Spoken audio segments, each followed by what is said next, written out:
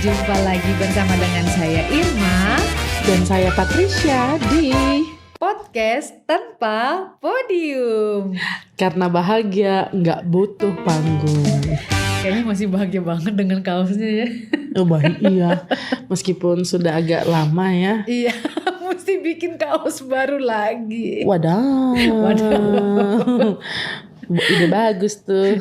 Iya, tolong ya dicatat. Oke.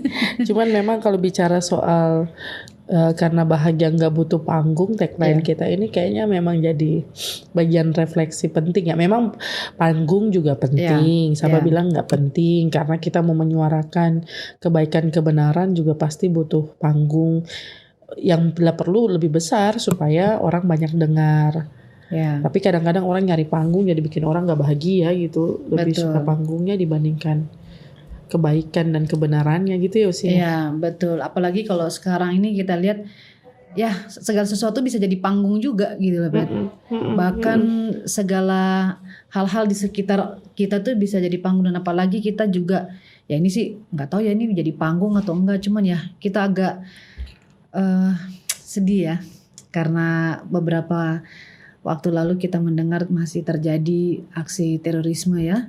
Bom bunuh diri di depan halaman gereja Katedral Makassar gitu ya. Sedih, kecewa, mengecam, mengutuk keras tindakan teror. Jadi teror not me ya, teror not us. Terorisme itu sangat tidak baik, tidak berguna begitu dan malah menghancurkan. Apalagi USI daerah dekat Makassar. Bagaimana keadaan di sana sih? Kalau keadaan kami sih saat ini apa ya istilahnya, mungkin karena kami cukup dekat dengan lokasi kejadian ya.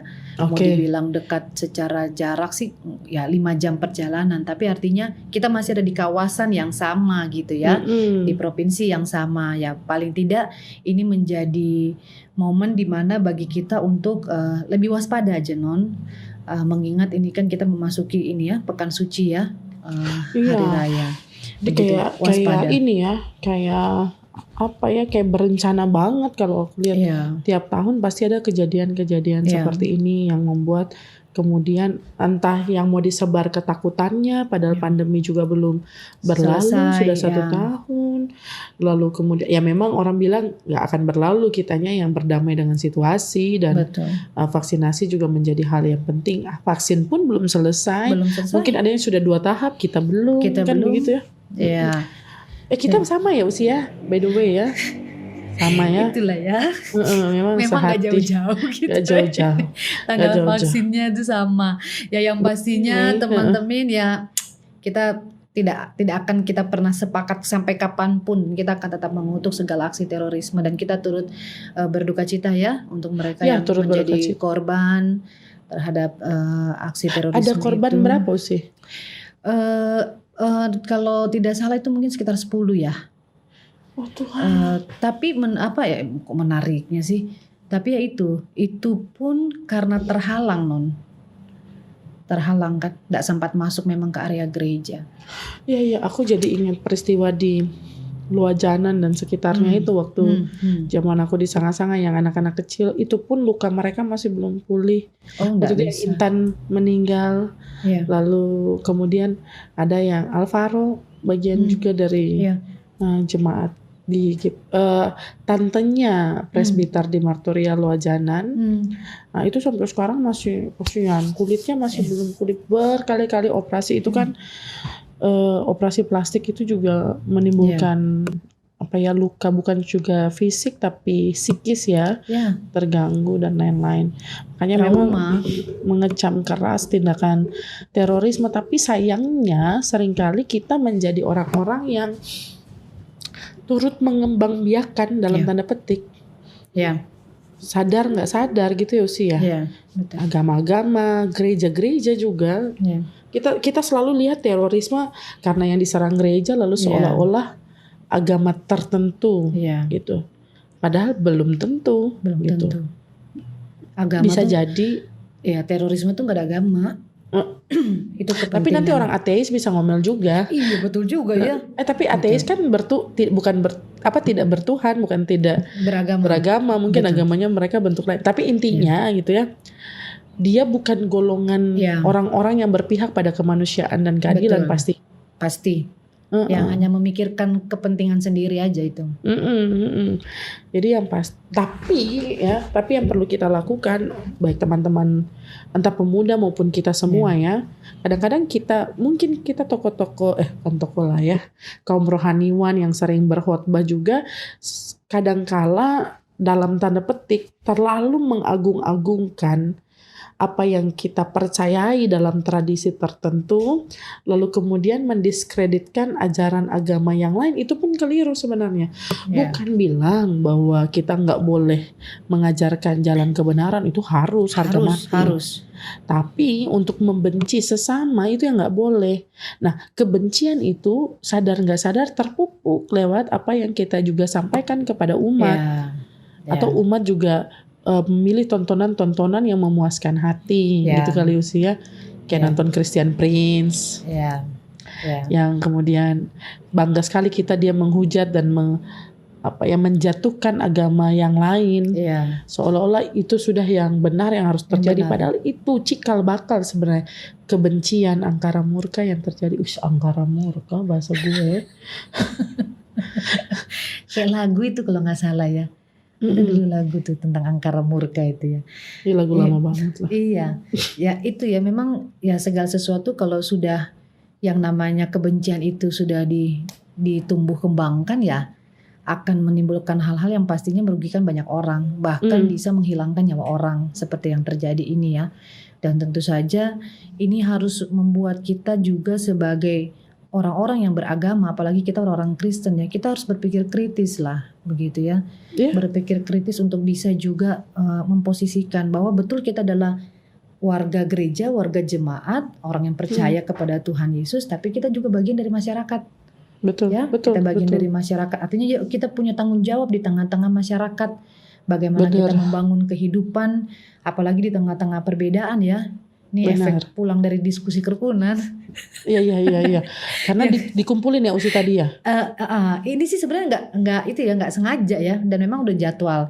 Tapi secara tidak langsung tadi akhirnya itu menjadi satu momen. Bayangkan ya Non, dalam satu ruangan itu dengan berbagai latar belakang kepercayaan agama begitu ya, semua menaruh perhatian pada peristiwa di katedral, semua mendoakan korban dan mengutuk keras segala tindakan aksi teroris yang terjadi ya, terorisme yang terjadi ya, itu semua dari aparat keamanan, pemerintah, dan bahkan semua tokoh-tokoh masyarakat, tokoh-tokoh adat, tokoh-tokoh agama, semua ada di situ. Dan itu kembali didengungkan bahwa kita yang namanya perbedaan itu kita nggak pernah minta kok. Oh iya, itu niscaya. Itu udah diberi, kita hanya menerima. Betul. Lantas menjadikan itu sebagai suatu anugerah.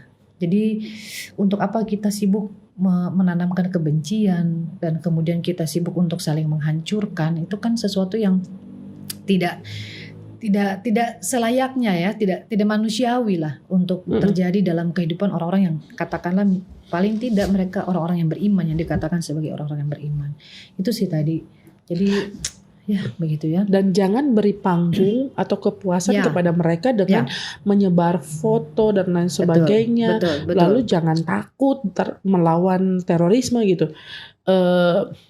Itu kan tindakan-tindakan yang tidak terpuji, yang tidak layak untuk kemudian dipertontonkan, bahkan diberikan panggung seolah-olah mereka itu yang teroris pengen kan, ketakutan.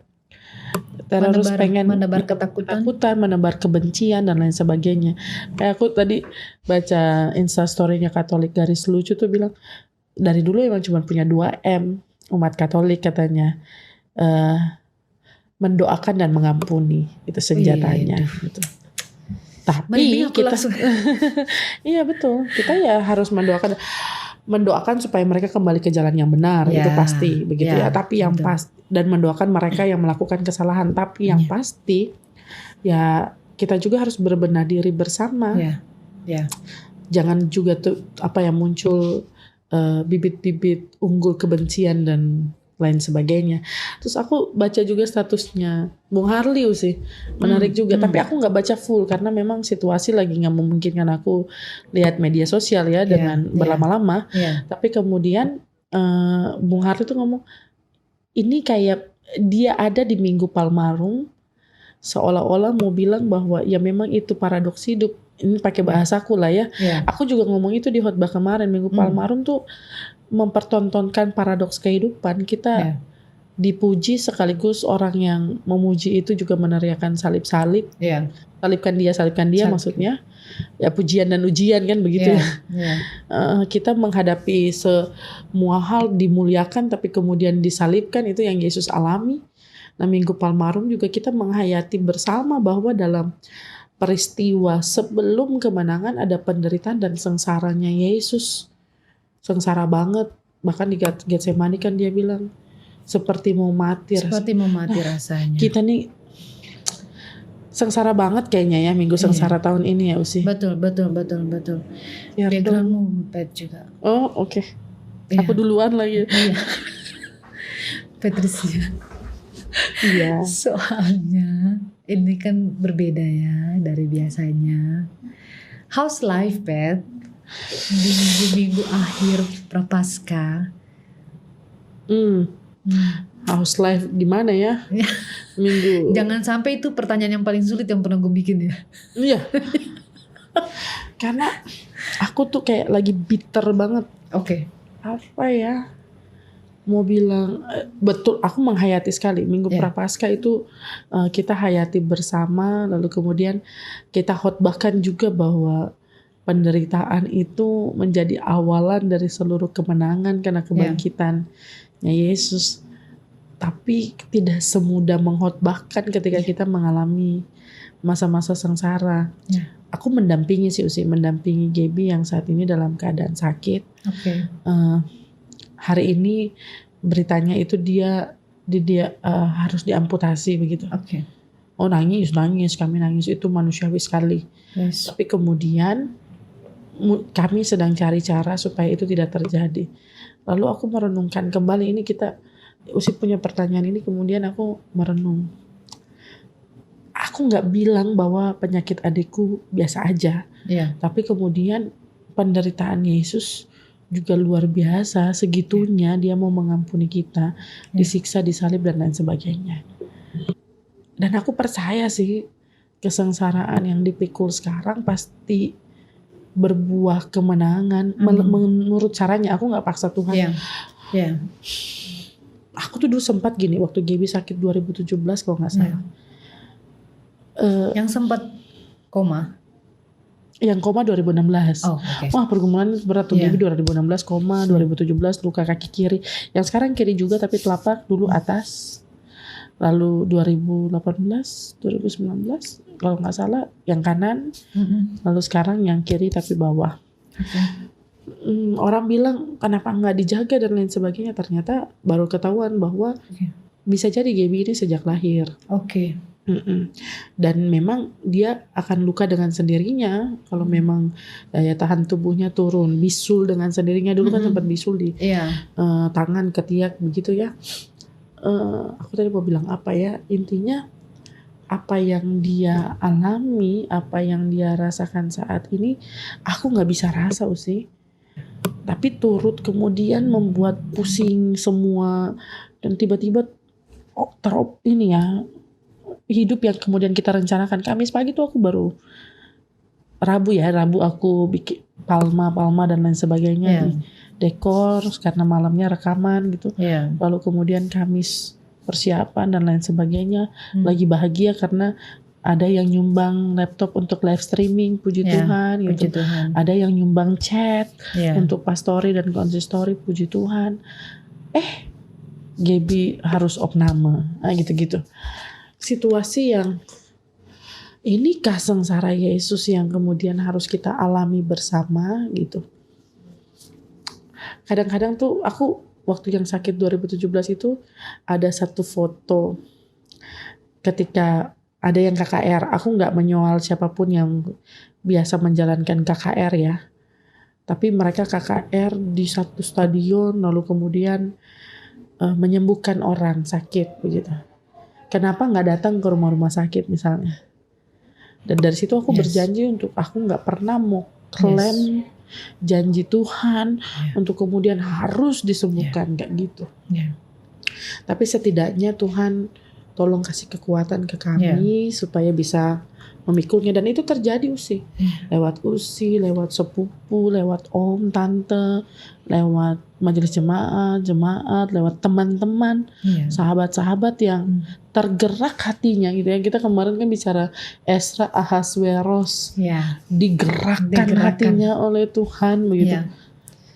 Aku cuman update status dan kemudian atau aku minta topangan doa, aku bahkan malu hati gitu Nausi.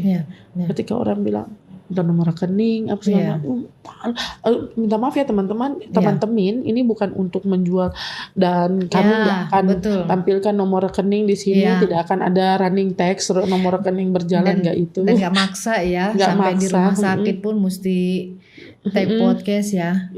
Karena ini menjadi pelayanan kami dan ini menjadi satu kerinduan kami untuk berbagi, apalagi di masa-masa penghayatan Prapaskah. Dan seperti yang kita bilang awal Usi, kita biasa berbagi dan ini menjadi dokumentasi kita berdua aja. Beberapa waktu ini kan kita hanya chat WA gitu. Kita kangen loh di makanya ini bagian dari cara kita mengobati rindu gitu. Karena nanti aku akan bertanya lagi, Usi juga sedang bergumul untuk sengsara-sengsara itu. Cuman intinya gini, aku mau bilang sebelum Usi share ya. Apa ya? Aku selalu mengaminkan firman Tuhan ketika orang sakit, lalu Tuhan bilang perkara-perkara besar. Jadi kan ditanya, ini dosanya siapa? Orang tuanya kah, dianya kah gitu. Tapi Tuhan bilang perkara-perkara besar sedang Tuhan mau rangkai terjadi dalam hidupmu. Aku percaya itu, selalu percaya itu sih. Aku yakin meskipun di titik terendah pasti. Nanya Tuhan Tuhan masa saya berdoa kadang orang sembuh begitu ya. Tapi kemudian ini berhadapan nyata. Orang kan mungkin, Bu Pendeta gak pernah berdoa buat adiknya kan bagaimana gitu. Satu waktu kami stres dengan semua hal, kemarin dulu tuh sih. Aku sampai yang aku ceritaku sih. Justru aku gak berdoa, Gaby yang berdoa. Aku tuh cuma sampai terhek-hek. Apa ya terhek-hek tuh apa ya, termehek-mehek gitu ya. Karena ya itu kata-katanya tuh yang dia minta maaf, udah nyusahin banyak orang dan lain sebagainya. Aku enggak gitu. Big no for Gaby ya. Tapi ya itu, maksudnya itu pergumulan. Kita cuma bisa bantu. Aku cuma bisa usahakan, dan aku bersyukur punya keluarga, sahabat, kerabat, teman yang luar biasa gitu. Tapi kita cuma bisa itu sih, yang ngerasain sakit kan dia. Kadang tuh aku berdosa sampai kenapa sih sakit gitu.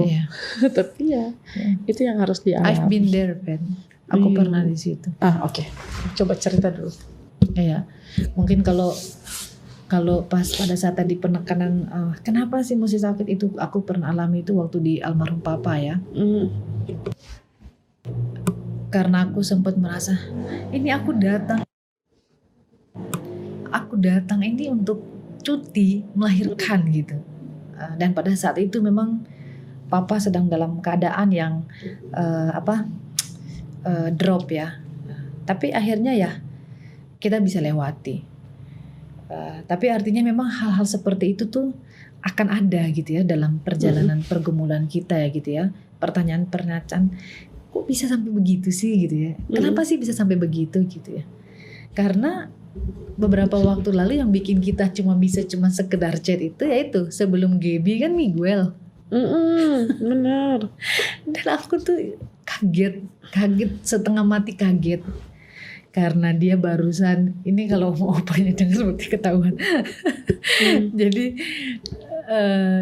kita menikmati hari yang biasa saja kita jalani gitu ya. Maksudnya ini kita enak, bahkan kita sempat video call sama oma opa, Miguel mini konser buat oma opanya. And then panas tinggi Patricia. Dan kau tahu, aku sampai detik ini masih nanti dibilang lagi pendeta lagi traumaan lagi ya. Kita manusia usia ampun. Itulah ya.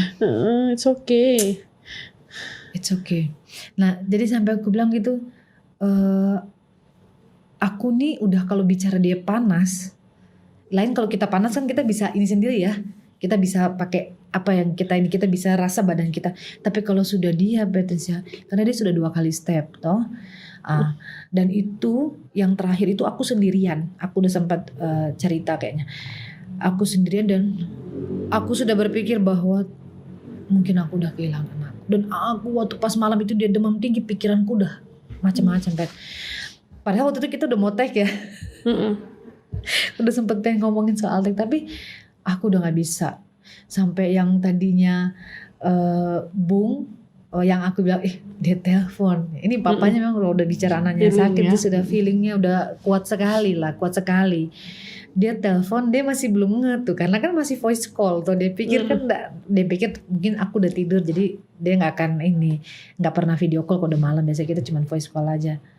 Tapi mungkin pas dia nelpon, pas anaknya lagi tinggi-tingginya, aduh aku udah luar biasa, udah kalut. Aku bilang, oh Tuhan jangan aku sendirian, kesian aku bilang begitu kan. Sampai akhirnya Bu minta, aktifkan gak itu video call deh, masa dia mau switch dia bilang gitu. Aduh aku bilang, Tuhan aku sendirian ini tengah malam, aku udah nggak tahu gitu ya, aku udah nggak tahu. Tapi ya itu apa ya, Dikau, Jojo, Desi, tenang Usi, tenang supaya bisa ini. Bung juga jangan begitu toh. Mungkin itu anak tidak apa-apa, tapi jangan sampai nanti dia jadi kaget, shock, karena dia lihat juga mamanya mungkin dalam keadaan yang kalut ya, dalam keadaan yang cemas segala macam. Dan diajak ngobrol sama papanya gitu ya, masih diajak ngobrol sama papanya. Kenapa adek? Dia bilang gitu, adek gitu demam gitu. Tapi inilah Miguel itu kalau dia sakit, aku cukup bilang dia anak yang kuat, Pet. Kadang-kadang itu ya, Pet ya. Pet lihat Gaby kan Gaby yang sakit. Tapi kadang-kadang di saat tertentu justru kadang-kadang mereka yang lebih kuat ya. Miguel bilang loh, Pet, sama aku, nggak apa-apa Mak, aku panas. Dia bilang gitu, nggak apa-apa, bilang gitu. Aku nanti sembuh gitu. Nanti kita besok ke dokter. Iya besok kita ke dokter. Sampai aku bilang, Ade mau di dokter mana? Dokter yang pagi sekali. Tapi kalau pagi sekali kasihan Ade, aku bilang gitu kan. Yang mana aja? Pokoknya yang mana mama bisa bawa ini. Sampai akhirnya ya itu ya, Tuhan sayang, Tuhan kasih orang-orang yang masih mau. Akhirnya sempat waktu itu jam 12 lewat dini hari. Ada Oma Opa Felix datang ya untuk ini, kayaknya Bu Pendeta udah karena mereka juga waktu itu ada tuh waktu yang step itu tuh, kita harus datang gitu. Jadi di satu sisi bersyukur ya, masih ada orang tua juga yang masih lihat. Dan mereka ya itu Miguel kan gitu ya, kalau ada orang dia langsung tiba-tiba turun demamnya, nanti orang pulang demam lagi gitu. Tapi pada akhirnya aku belajar bahwa ya itu kadang-kadang mereka justru yang lebih menenangkan kita. Dan kita diajar untuk apa ya, di tengah-tengah keadaan yang kadang mengejutkan buat kita ini, memang yang namanya sikap tenang itu penting. Ya, sikap untuk kita betul-betul tenang, untuk kita betul-betul bisa menjadi punya pikiran yang jernih. Ya sekali lagi mungkin karena ini kalau untuk aku mungkin udah lewat ya. Tapi memang itu selalu jadi pembelajaran seumur hidup ternyata, Pet. Benar. Ya, pembelajaran seumur hidup.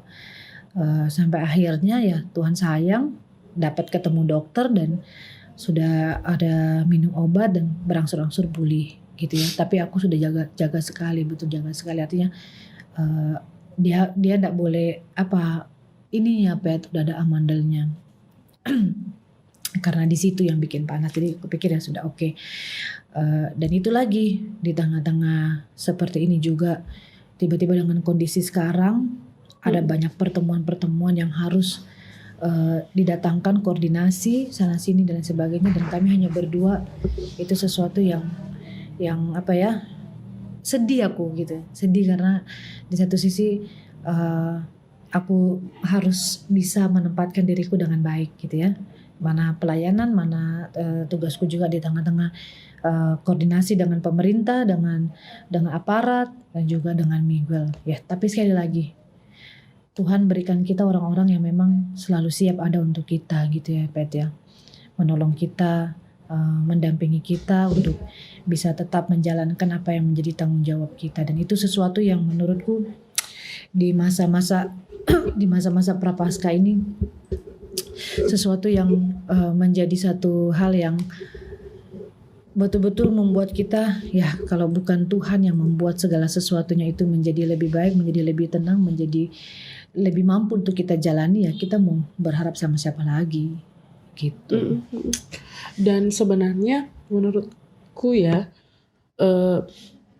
ya bukan mau bilang bahwa aku senang Yesus menderita, enggak, tapi masa sengsaranya Yesus itu sungguh-sungguh mau menunjukkan dia berbela rasa sekali dengan kita manusia gitu. Makanya ya kalau kita bicara soal terorisme sangat kita kecam keras ya, karena memang dia seolah-olah meninggalkan sisi kemanusiaan, bukan seolah-olah ya, justru meninggalkan sisi kemanusiaan. Dia bunuh diri itu aja udah. Hanya karena sebuah pemahaman bahwa dia akan dapat surga dan lain sebagainya, itu kan pemahaman langit yang kemudian tidak membumi dan tidak melihat dirinya sebagai manusia, lalu sesamanya sebagai manusia, makhluk ciptaan Tuhan dan lain sebagainya gitu. Peristiwa sengsaranya Yesus Minggu Palmarum gitu misalnya mau menunjukkan bahwa dia dipuji oleh semesta, keledai, daun palem, ranting-ranting pohon dan lain sebagainya, juga manusia dan orang banyak. Tapi kemudian dia harus melalui jalan derita yang kemudian berbela rasa dengan kita yang, ya dari tadi kita berdua cerita soal, ya ini masa-masa yang tidak mudah, masa-masa yang berat. Nggak bilang bahwa teman-teman tidak merasakan yang sama, maksudnya pasti punya pengalaman hidup yang sama juga. Tapi kalau aku sih maksudnya aku isi administrasi kemarin aja, itu bingungnya gini. Biasanya kan ditanya kontak keluarga lain terdekat begitu. Siapa? Ini adik belum menikah, kakaknya aku juga belum menikah, cuman kami berdua. Yang gitu-gitu ada banyak. Kalau mau bilang keluarga aku banyak.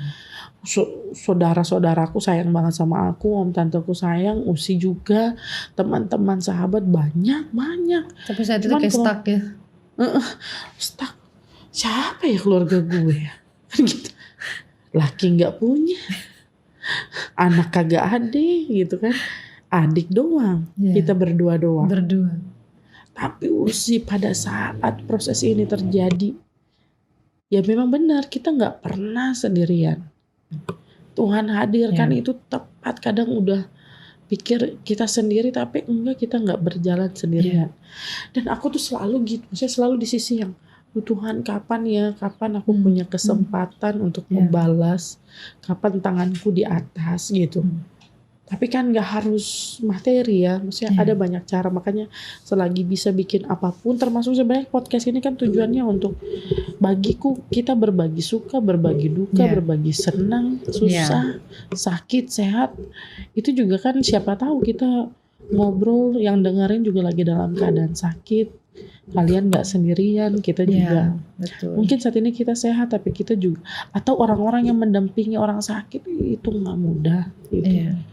Itu sulit. Makanya dulu kan ada pastoral bagi benang orang yang mendampingi orang sakit gitu kan ya. Betul. Ya karena nggak mudah, keluarga juga harus. Aku tuh ketika hubungi keluarga gitu ya, aku tahu itu penyemangat dan aku sering lakukan itu ke orang. Tapi ketika aku dengar itu misalnya, kakak harus kuat karena ada pekerjaan, pelayananku full tetap Usi. Kemarin aku pimpin tetap 6, 9, 11, jam 5. Bukan karena teman-teman majelis nggak mau ini, aku pun merasa itu kayak charge. Aku memperkatakan firman Tuhan tuh kayak energi baru buat aku. Aku harus aminkan itu, nyanyi itu di mimbar tuh kayak, oh Tuhan, Bapak Engkau sungguh baik-baik kah Tuhan, kan gitu ya. Itu pertanyaan-pertanyaan teologis sekali. Tapi ya itu usia aku ngerasa bahwa ada aja kekuatan, kemampuan yang Tuhan anugerahkan lewat sekitar gitu. Dibilang kamu harus kuat, itu aku capek sebenarnya dengar, jujur. Betul. Kamu kuat karena ada pekerjaanmu, lalu jangan nangis depan adik karena nanti adik juga. Iya. Satu sisi ya itu harus, dan itu aku lakukan. Iya. Tapi jujur aku letih sih, lelah. Iya, pastilah. Bukan karena nggak mau dampingi, enggak. Tapi kita ada di masa, aku yakin teman-teman yang ngerasain apa yang kita berdua rasain juga pasti ada di titik-titik terendah seperti itu ya. Titik lelah nggak apa-apa. Berdiam diri sejenak, istirahat nggak masalah, tapi jangan nyerah. Jangan nyerah dengan hidup. Harus berani hidup. Berjuang meskipun kadang-kadang seperti ingin mati rasanya. Betul. Aku pun begitu ya, Non. Mungkin orang lihat apa ya, namanya juga itu siapa suruh hidup jauh dari suami. Oh enggak. Ketika Miguel sudah berangsur-angsur pulih, di situ aku sudah mulai harus siap dengan apa yang aku mesti persiapkan dia juga begitu ya. Justru artinya kita udah pernah merasakan bagaimana titik-titik terendah kita, titik terlemah kita gitu ya. Dan memang kita harus, kadang kita gini ya, orang gini, jangan sampai kita jangan sampai kita begini, jangan sampai kayak gini. Sudahlah, sia-sia semua begitu ya. Enak ya, kayak sia-sia semua. Dan juga betul, apalagi ketika kita sudah memperkatakan firman Tuhan dan itu menguatkan orang, karena pada hari Minggu pun ya orang dikuatkan lewat firman Tuhan. Yang nggak tahu adekku lagi di opname. Ya, nah artinya ya itulah ya. Kadang-kadang nggak semua hal juga kita perlu orang tahu ya, bahwa artinya kita orang, bukan kita mau apa ya, tapi ya kadang-kadang orang mungkin lihat kita tuh kayak tenang, teduh, senang. Bukan berarti kita superwoman ya, enggak. Cuman memang jujur ya, kadang-kadang gini Usi, aku nggak berani terima banyak, maksudnya nggak berani, nggak siap merespons ya, kayak yang nggak sabar ya. Lalu itu diucapin semua orang. Aduh, aku senang perkataan itu. Cuman satu, kadang-kadang kita capek lelah menjawab. Makanya pas ngomong firman benar, itu kekuatan kita, itu energi kita. Betul. Apalagi ketika di saat-saat kita juga begini, ada orang juga yang kemudian juga turut dikuatkan. Ya Non ya. Aku hari Minggu kemarin tiba-tiba ada jemaatku yang datang bilang, Bu saya sakit. Kayaknya Tuhan tegur saya, Bu, bilang gitu. Saya bilang begini, kalau saya ditegur Tuhan saya senang, Tuhan masih sayang saya. Dan dia memang udah jarang gereja. Kalau Tuhan tegur juga kan untuk kebaikan gitu ya. Nah, siapa mau taruh kira ibu datang ke gereja, akhirnya dari warga jemaat lain ibu dapat rekomendasi dokter lain gitu ya. Yang ibaratnya mungkin kita kayak cari second opinion gitu ya, Non ya. Keram ya Bu. Iya, Jo bagian itu tadi Kak Irma aja yang muncul ya Jo. Aku jangan. Makasih Jo. Nanti teman-teman pasti penasaran, nanti lah itu edisi dibuang sayang ya. Iya. Terus udah gitu. Iya, dan akhirnya dia yang tadinya dia datang dengan ini, terus dia jadi yang kayak sukacita gitu. Oh ya, ibu pergi, itu udah jemaat, udah ada yang usulkan gitu ya.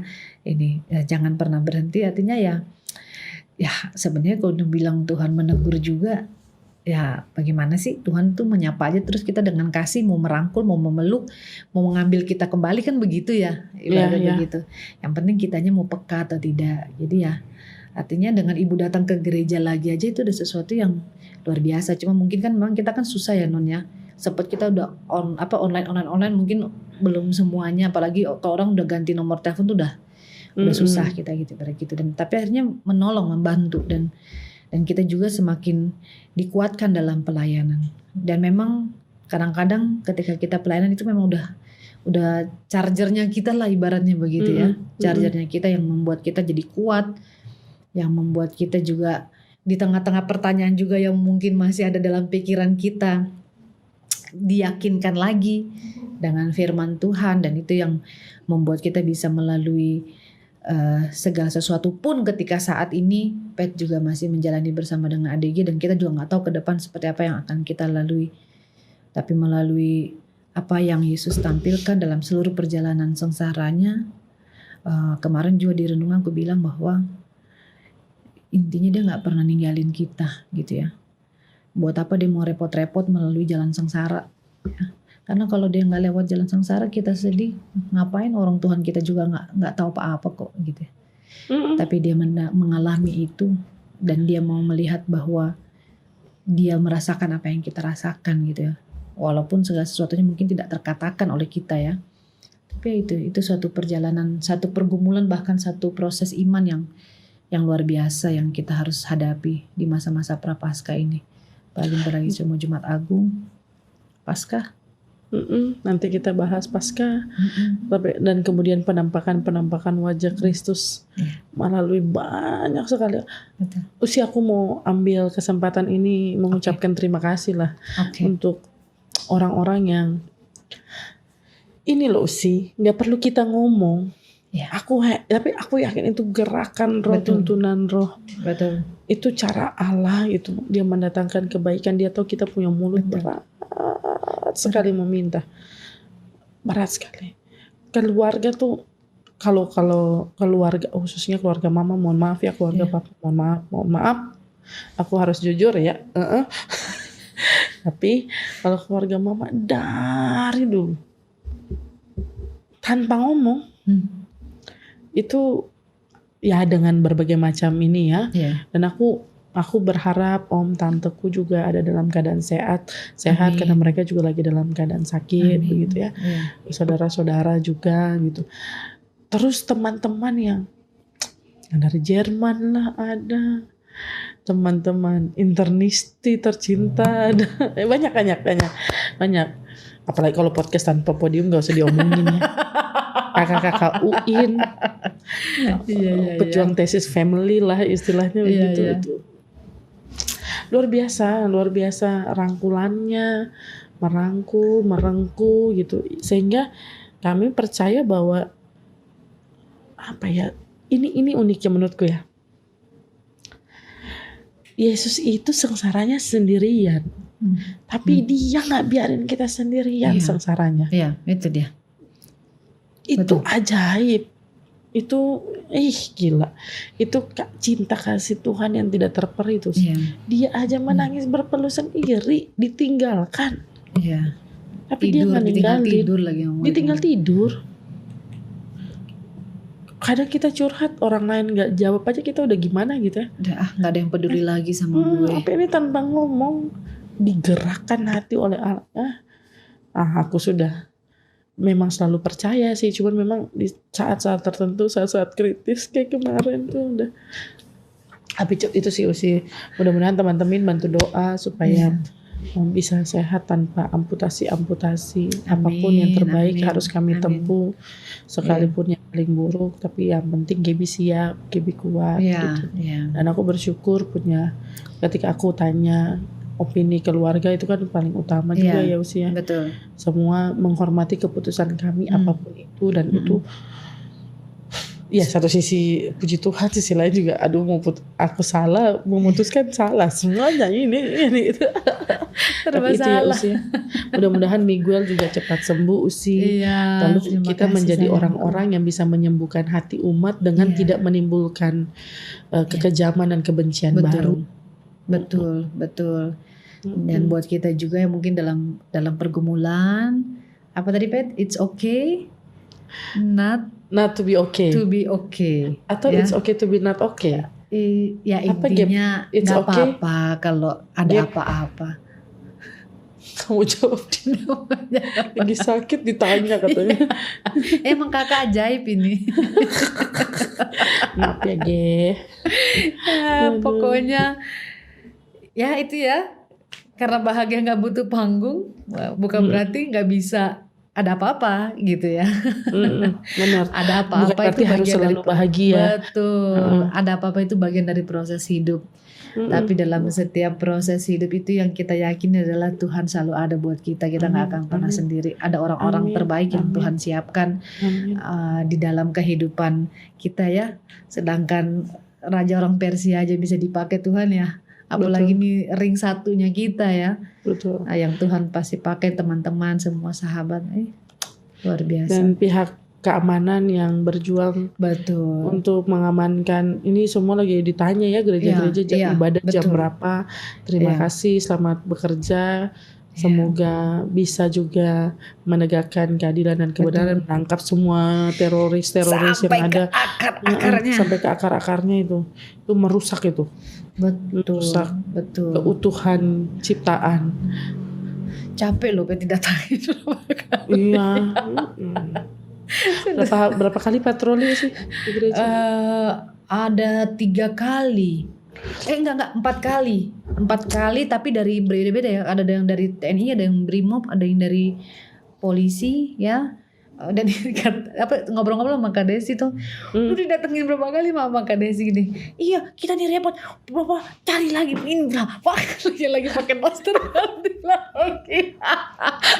Kan kita repot ya Bu, kalau lagi orang sidang begitu. Ember. Aku nggak ngerasain, mungkin karena aku ada di sini kali ya. Yang jangan mereka datang tapi aku pas di rumah sakit. Kalau yang sharing sama aku sih Kak Desi, dia bilang, halah rembong gue mana lagi gue punya beras. Gue memang gak pernah lapar gitu. Kalau udah hari begini udah harus waspada juga kita itu yang namanya barang-barang begitu. Ketawa saja. Aduh, artinya ya itu ya. Tapi ya kita tetap berdoa, Pet tetap semangat. Semoga gak bosan ya Pet dengarnya. Gak apa-apa sih. Tetap semangat. Siap, semangat. Terus yang terbaik Tuhan berikan buat Gini. Amin. Segala keputusan yang terbaik. Semoga segera pulang ke rumah. Amin. Nikmatin lagi di pastori kamarnya yang viral itu ya. Amin, berkat tim podcast dan berkat tim podcast. Dan yang pastinya buat teman-teman, nikmati pergumulanmu bersama dengan Tuhan. Karena kalau kita rasakan sensasinya, bahkan sampai di titik terendah pun dia tetap setia. Dalam terang gelap kelamnya hidupmu Tuhan ada ya Usia. Usi juga semangat. Iya sayang. Jaga Miguel, Bung Odi, sabar-sabar ya. Biar memang yang mendengar kabar dari jauh, aku yakin keluarga yang dengar kabar dari jauh ketar-ketir tanya terus menerus, tapi ya Tuhan jaga lindungi lah ya. Dan aku senang loh Bet, temanku yang sahabat-sahabatku yang ini yang Muslim tanya aku, Ima hati-hati ya, Ima jaga diri baik-baik ya. Dan aku nggak tahu ya pas saat itu seneng aja dapat WA dari mereka begitu gitu, maksudnya aduh. Ya itu ya, Tuhan indahnya persaudaraan. Jadi masih banyak orang-orang yang teror not us gitu. Jadi nggak usah takut sama terorisme. Harus kita bumi hanguskan mereka itu.